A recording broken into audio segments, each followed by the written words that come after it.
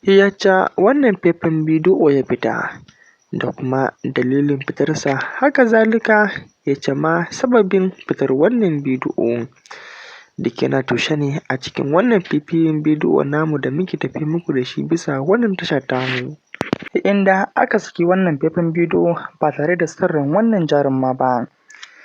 kuma matuƙar abin ya matuƙar hasalata sosai matuƙa gaya, ga kuma matakin da ta ɗauka akan wannan faifan bidiyo da aka saka ba tare da amincewanta ba. Duk da dai wannan mataki a hakan haƙarta bata cimma ruwa ba,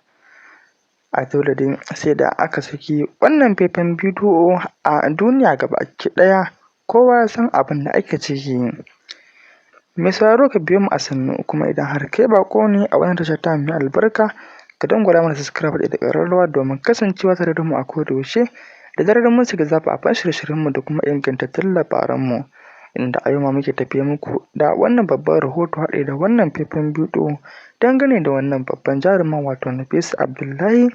wanda mafiya akasarin al'umma suka santa a babban shirin nan mai dogon zango wato Labarina. Ku biyo mu a sannu. Lallai duniya ta zo ƙarshe, haka zalika idan kuma har muka tuna maganar baya, wannan magana faɗaɗɗiya ce, inda tabbacin maganar cewa aka yi lallai akwai lokacin da zai zo inda mata za su ke tafiya tsirara,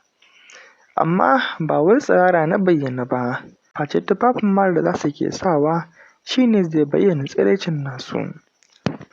Kamar dai yacce yake faruwa a yanzu, amma kuma wannan lamari ya kai matuƙa gaya,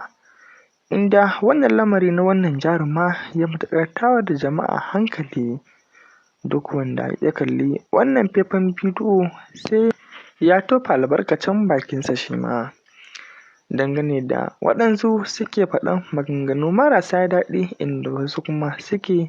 yin addu'an Allah ya shirya.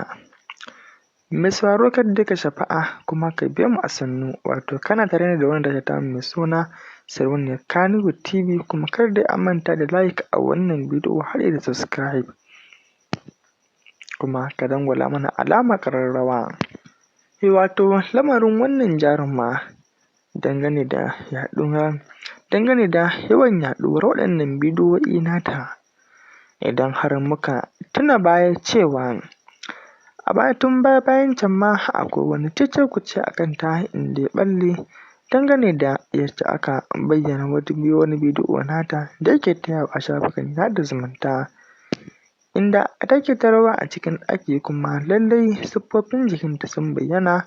Dangane da haka ne al'umma da dama suka bayyana ra'ayinsu akan wannan bidiyo nata da ya fita, inda wasu suke faɗan maganganu marasa daɗi akan wannan bidiyo nata, wasu kuma suke yi mata addu'a. Haka zalika